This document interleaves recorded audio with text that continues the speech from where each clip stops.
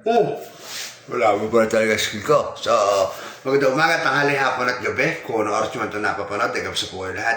Kapuso, kapatid, kabarkada, kapamilya, mga katropa, mga kosa, mga minamay ko katumbong, sana ay nasa safe at maayos yung kalagayan na pinapanood itong ating munting video. So, wala lang pa, ligoy-ligoy pa. Bakit po ba nag-rally ang INC? Ito ay para doon ho sa mga tumutuligsa na andoon naman mismo ang paksang diwa ay hindi po maunawaan. Share po sa'yo, maganda kami sa'yo kapatid. Ang tatalakayin ko po ay kung bakit po nag-rally ang INC. Ito po ay para doon sa mga bashers. Ipapaliwanag ko sa pinakasimpleng pamamaraan. Ganito lamang po. Okay. Meron kang anak. Binigyan mo ng 2,000. Anak, mamalengke ka. Okay, ha? 2,000, binigyan mo anak mo, ha? O, kasi ang pinaglalaban namin ay transparency for a better democracy. So ngayon, maraming tumutuligsa na naandito naman ng paksang diwa, tinatanong pa rin, ano ba ang rally nyo? Bakit hindi nyo naman pababa si BBM? Hindi po yan ang layunin namin. Hindi po rin ang hangarin namin. So ipapaliwanag ko po sa pinakasimpleng pamamaraan kung bakit po nag-rally kami at ang mga kapatid po namin sa Iglesia ni Cristo. Ito po. May anak ka, binigyan mo ng 2,000. Anak, mamalengke ka. Okay, ha? Ngayon, bumalik ang anak mo. Wala man lang dala na kahit isang piraso ng tuyo. Parang ganun po, ha? Matutuwa ka ba? Papaano ang tamang maging attitude mo dito? Nagbigay ka ng 2,000 sa anak mo. I-liquidate mo. Namasahe ako 13 pesos, makayaw ng jeep. Bumili ako ng 1 kilong manok, 240. Bumili ako ng baboy, ganito ang halaga. Bumili ako ng isda. Bumili ako ng carrots, okra, patatas, repolyo, sibuyas, kalamansi, at kung ano pa man. Yun po ang gusto po naming malaman. Magkaroon po ng listahan. Mulat po sa mga tao kung ano po ang tunay na nangyayari. Ganun na rin po sa investigasyon. At inuulit po namin, wala po kaming intensyon na pagbagsakin po ang gobyerno. Ang hangad lang po namin ay mamulat po ang mga tao kung ano po talaga ang nangyayari. So ngayon, tama nagsasabi, bakit may politiko na umakyat sa stage? Sinasabi nila, kasi ganito po dapat alam ng organizers na may akyat. Opo, alam po na kaya lang, hindi naman alam ng organizers kung ano po ang sasabihin. At wag na yun ang tingnan nyo Ngayon, yung inihayag po ni Senador Amy Marcos, kapatid po ng ating presidente, na siya si Bongbong Marcos, ay talagang nakakagulat, nakakasyak, napakatinding pahabol po. Kung kaya naman, imbis na magde-day 3 kami, nagpasya po na para po sa kaligtasan po ng lahat ay nag-uwian na lamang po. Sa totoo po, ako ay kasama doon sa mga tao na day 1 pa lamang ay nandyan na hanggang day 3 ay handa po na makipag-baka at mamalagi po dyan sa venue. Sa katunayan, tingnan nyo ang damit na suot ko, ito pang day 3 to Pang day 3 to. Day 1. Ito ang day 1. Day 1. Narumihan na ako. Sa totoo lang, sipin niyo po, ang mga kapatid, hindi po komportable sa mga pagtulog po doon kasi nakatent po kami. Yung iba sa mga daan lang natutulog, magiging iisipin mo, kawawa naman to, sa daan natutulog. Pero hindi po yun dapat yung tignan Masaya po kami sa ginawa po namin na pakikipagkaisa po. Sa totoo lang, ano pa ba? Nabasa ng ulan, nainitan, mahabal lakarin, mahirap na matulog, mahirap humanap na mapapaliguan. Pero, masaya kami. Kita niyo kapatid mga kapulisan, nagsisasayaw. At saka yung pagkakataon na makasama mo ang bawat isang kapatid sa iba't ibang lokal na kahit ngayon mo lang nakita, ngayon mo lang nakilala, basta't alam mong kapatid, tiwala ka, panatag ka. At nagpapasalamat nga pala ako dyan sa lokal lang taga-Tarlac. Kasi po, noong day 2 ng gabi, ay naubos po yung pagkain ng McDonald's. So, syempre, para makatipid-tipid din po, nakikain po ako doon sa mga taga-Tarlac na taga-ibang lokal. Hindi mo po nila ako personal nakakilala, pero mga kapatid, ganyan, nakikain ako. Hello po mga kapatid, watching from Mindanao, oy. Vivian, Balaba, saan po kayo lokal at distrito po dyan sa Mindanao? Magandang gabi po sa inyo mga taga Mindanao. Sister, Vivian, Balaba, ito pang day 1 ko to ha. Tapos, ano pa ba? So, ito pang dapat ito na isinot ko nung day 2 na ng gabi. Ayan, tingnan nyo. Narumihan ako kasi rally for peace dahil yung sinakyan ko po na jeep na kapatid ho ay nangailangan ho ng tulong. Ay syempre, hindi naman natin matitiis. Kailangan natin pumasakit. Kahit narumihan ng damit ko, at least nakatulong tayo sa kapatid. Joel, Abulon, true talaga yan bro. Opo, magandang gabi po sa inyo. At ito pa, so ang dami kong dala, ano pa, pangsamba, meron pa ang tinelas, at meron din po akong dalang baon na, ano ba ito, duyan, tapos ito po ang tent, tapos ito pa ang isang bag, so talagang marami po ang mga kapatid po na handa po makibagbaka po, at maraming salamat pala dyan po sa lokal ng Paco, ha. Kasi noong day 2 po, di ba, nag-pull out po tayo.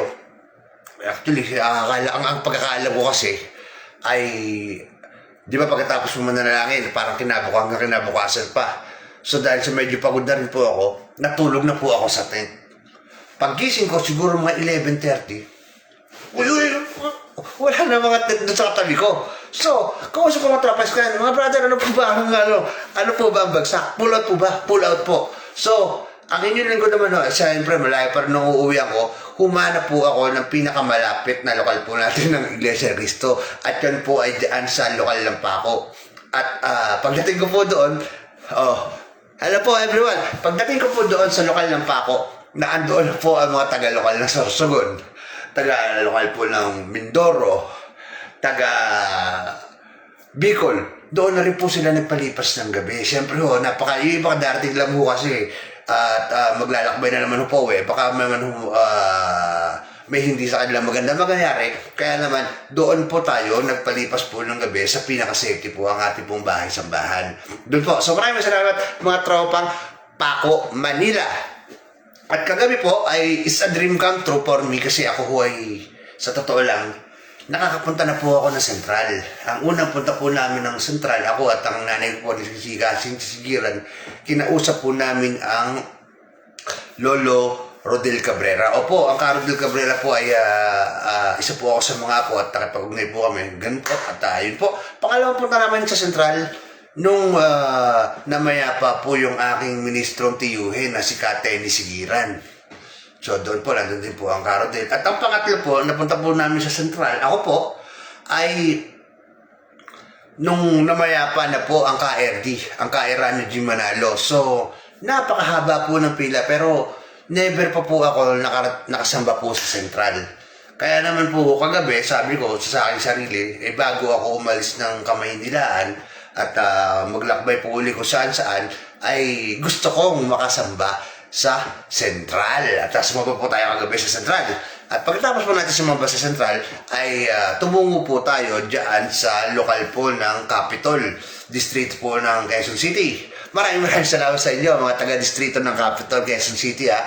Diyan po ako nakitulog sa kanila, nakialmusal, nagpalipas po ng gabi, nakiligo, at sa kanila na rin po ako nakisabay po sa mga van papuntang venue kasi malaya kung babalik pa po ako ng Cavite, medyo so doon sa mga sumasabi naman po sa atin na tayo ay mga bayaran, ngayon kasi pasahit na kayo, minsan ako sumasabot ako ng mga pabalang sa mga pagbabasyo sa atin kasi kung napansin nyo, pagkatapos po nung kinabukasan na po ng day 3, bumalik po ako doon sa site. Alam ko naman na marami pa mga kapatid na nandun So inaamin nag-aayos ng mga stage. Marami pa rin pong scan na nandun nagpasaayos, naglilinis po. Tapos syempre, hindi nyo naman maaalis sa akin na makakapanood ako sa Facebook po na tayo ay nag-iwan daw ng gabundok na basura. Which is, walang basihan eh. Hindi po magsisinungaling na isang live video na nandun ako sa site na napakalinis, mas malinis pa nga po nung umalis po tayo kaysa doon sa inabutan natin eh. Kaya medyo parang nakaka-high blood, tapos yung so napakasaya po ng ng rally po, at maraming salamat po sa inyo mga kapatid na naipagkaisa lumahok na kahit tayo po ay puyat, pagod, mahabaan nilakad, nabasa ng ulan, nainitan, nahirapan matulog, nahirapan magbayad ng CR. Alam niyo po, naligo ako doon sa 100 pesos kada isang ligo ha. Opo, kasi malagkit po eh. At yun, masaya po ako na makasama ko po kayo at ganun po. At kayo po ba ay nagsisamba na? Ako po kahapon nagsumamba na ako at ano ba? So, actually, bitin pa talaga sa tulog, kaya ito medyo nag-lunch muna tayo. At nasa ganun, ako ay makatulog lang ako ng 8 to 12 hours na medyo tuloy-tuloy. Masaya na po ako at malakas na po ako. Ayan. At, oo nga pala, ha? Teka lang, ha? May kapatid po sa atin na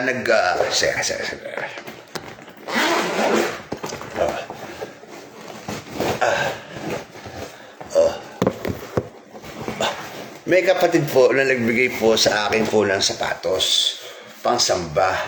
Kaya lamang ho ay ito po actually ang sapatos ko eh. Tingnan mo ay napakalaki naman po ng sobra. Napakalaki po. Pero tinanggap ko na rin po. Kasi bakit? Kung siya tinanggap kahit na hindi kasi sa akin, ito po ay ibibigay ko po sa kung saan lokal ban po ako mapupunta na, ito na yung kapatid, kung saan lokal po ako susunod na pupunta, ay ipagkakaloob po natin ito sa kapatid na sa tingin ko po ay mas nangangailangan at kakasya po ito sa kanya kasi napakalaki po talaga. Napako you know, laki. Ang laki po nito, sapatos ito. Pero maganda po siya mga kapatid, designed by Monesilk. Original siya, maganda po ang pagkabalat. Kung kaya naman kahit napandagdag sa mga bagay ko, tinanggap ko po at siyempre, maipagmalasakit po natin na maibigay ko ito sa kung sino man tao na karapat-dapat at sasakto po sa kanyang mga paa. So, ganun po. At ano pa po ba? Muli ay masaya po ako na makasama at makadaupang palit po kayo mga kapatid doon po sa isang napakalaking aktibidad po na ginawa po ng iglesia. At kung kayo po ay nakasamba na, tayo po ay nagpasalamat po sa atin ng ating minamahal na pamamahala po sa ating pakikisa. Di po ba? At nabasa naman na sinabi naman po yan sa circular at ano ba sasabihin ko? Kung napansin nyo si ka Pedro, mga kapatid, kasi may nag-comment sa akin na parang i-delete ko na daw po yun. Kaya lang, bakit hindi ko pa din-delete? Matigas po ba ang ulo? Kung hindi po ba ako marunong sumunod? Ang hangarin at intention ko po kasi, mga kapatid, ay ipagmalasakit yung kapatid na lamig o na tiwalag para magbalik loob po kasi nakatato pa po sa kanya ang INC number 1914. So, madaling salita, kung itinatawin niyo po yan sa katawan niya, talagang nasa puso niya po eh. So, huwag niyo po sanang masamain, hindi ko po hangad na hindi po kayo sundin. Kung kaya lamang ho, ang intention po ng inyong kapatid ay tunay na makapagmalasakit po sa mga kapatid. Kasi kung, ano po ba mga na-experience nyo? Napakadaming experience na masasaya sa doon sa nangyari pong rally. Sa totoo lang, may mga talagang masaya. Kahit napagod pa ang mga pa ako sa paglalakad, sa parang hindi pa naka-recover sa paglalakad, masaya po. Masaya po ako na makasama po kayo at makibahagi po sa panawagan po ng ating tagapamahalang kalahatan, ang kapatid na Eduardo B. Manalo. At ganun po, makasama ko ang lahat-lahat. At napakadami pa natin mga kapatid na nakasama po dyan. Mga taga-Ligaw Albay, Tabaco, saan-saan pa po. Sa mga taga-Cavite, na dating Cavite South, at ngayon ay distrito na po pala ng Tres Martres. At hello po, sino pa po ba? Kasi nung ano po ba ang nangyari? Kasi parang doon nataw ko may, hindi ako actually sure ito ay kwento lamang po, na parang yung isang correct me if I'm wrong ha, ayoko magmagaling po kasi parang nangyayari daw po yata yung parang isang driver ho ng van na nirentahan ng mga kapatid parang sinaksak daw yata, ginawa daw ng hindi maganda. Kung kaya naman, at sa totoo lamang ho, nung gabi ho nung day 2, medyo iba ho na ho kasi may mga tao na nakadamit po ng ganito na ma-identify mo naman kasi pag malalaman mo kung kapatid o hindi Pag nagtanong kayo, syempre, taga saan lokal ka? Sabihin mo, lokal ka. Tatanungin mo, anong distrito? Sasagutin ba naman ako taga Visayas daw siya? Gusto ko sanang kalto ka na yung mga ganun po ba? Yung, kapatid ka, saan ka? Sa Tondo, distrito ng taga Visayas po ako. Tama po ba yun? At ano pa? Tinanong ko, ganun ba? Taga Visayas ka ba? Anong grupo mo? Kadiwa, Bacolod, o Bili? Sumagot na Kadiwa daw siya. Alam po natin mga kapatid na mali po yun. Alam mo dun sa 3 pamimilian, wala akong sagot. Dahil ikaw lang po sa sarili nyo at ang katiwala nyo ang nakakalam kung ano po ang grupo po natin. Di po ba? So, ganun po. Kaya sabi ko yung napapansin nyo doon sa aking ay mas lalo po tayong maging mapagbatsyag, matalas sa kuha naman ho. At ano pa ba? Insidente mga nabalitaan ho natin dyan na medyo nakakabwisit. Kasi meron ho mga nagpanggap pa na kapatid daw po, ganito, ganyan. Tapos ninakawan ko po ng pagkain. Sa totoo lang, nung narinig po ng mga tropa yon, kapatid ka, ninakawan ka ng pagkain ng kapatid. Parang kakaiba ang dating. Kasi ako ho, nakikikain daw ako kahit kanina ng mga kapatid dyan No, kasi nung wala lang na hulang wala pong, doon kasi sa site ng venue, wala po tayong signal. Ang pera ko po kadalasan ay nasa Gcash lang. Kahit ngayon ho, ang pera ko kahit sa totoo lang, kahit po ngayon, ang laman lang po ng bulsa ko ay 1, 2, 3, 4, 5, 6, 7, 8, 8 piso lang po ang bulsa ko. Kahit po ito ay pinabayad ko dito sa lunch na ito, sa Gcash ko po kinuha ang pambayad. So, ganito. Tuloy mabalik po tayo sa istorya. So, ninakawan daw siya ng kapatid ng pagkain. Ako mismo Kumali kanina mga kapatid ako. Hindi naman siya, maaari sabihin ng kinakapal ako ng mukha, pero masaya naman. Hindi naman nila ako, tinatanggihan kapatid, ganyan, wala ako tayong signal po at napakasaya. Sa susunod lahat doon ng ilang mga ginanapan po natin. Alam niyo po ba kung ilan na po ang Guinness World Record po natin ng Iglesia ni Cristo? Napakadami na po pala. Napanood ko yan sa isa sa mga post po ng mga kapatid po natin. At mga kapatid, ay magandang gabi sa inyo. Sayo ay lagi tayong basta tayo. Ulitin ko, panghuli po siguro masasabi ko. Ang rally po natin ay mistulang pag-iisip po ng isang matalinong tao na parang si Jose Rizal, ang ating po pambansang bayani. Walang karahasan, walang kaguluhan, pero tignan nyo naman po ang impact. Namulat po ang buong mundo, hindi lamang po ang Pilipinas, kundi po buong mundo. At ano pa po ang mga susunod po na magiging hakbangin. Ang Lawyers of the Philippines po ay gumagawa na po ng aksyon. Ang mga kapatid ho natin sa mga kamusliman naman ay may mga rally na rin ho at pagkilos po. At ang iba-iba pa pong samahan ay ganun din po. So tayo po ang hindi ko naman, ayaw ko naman sabihin pero parang tayo ho ang bida Tayo ho ang naging center of attraction. Tayo ho ang naghayag ng katotohanan. Pinilit po ba natin si Senador Amy Marcos? Hindi. Kaya doon sa mga bumagbabas atin, bakit kasi ganyan. Naku po, hindi po namin kasalanan kung ang mensahe na sinabi po ni Amy Marcos ay ganun po sa kanyang kapatid. Bakit po yan sa hinayaan ho na magsalita po? Kasi yung mensahe niya po ay meron pong kasamang pag-ibig Na kahit nasabihin, magiging kasiraan ito ng kapatid niya, pero ang mensahe niya po bilang isang ate, bilang isang kapatid, ay maituwid ho yung baluktot na daan at landas na tinatahako ng kanyang kapatid at ganoon na rin ho ng ating bansang Pilipinas. Yun po ang mensahe. Kaya naman, napansin niyo po ba? Lahat po, sana po sa inyo lahat mga kapatid na naandun po at nakapanood po ng live. Sa totoo lamang po, nung narinig ko po yun, kinalabutan po ako eh. Kinalabutan ako mga kapatid. Kayo po ba? Ano po ba narinig? Ano po ba naramdaman nyo?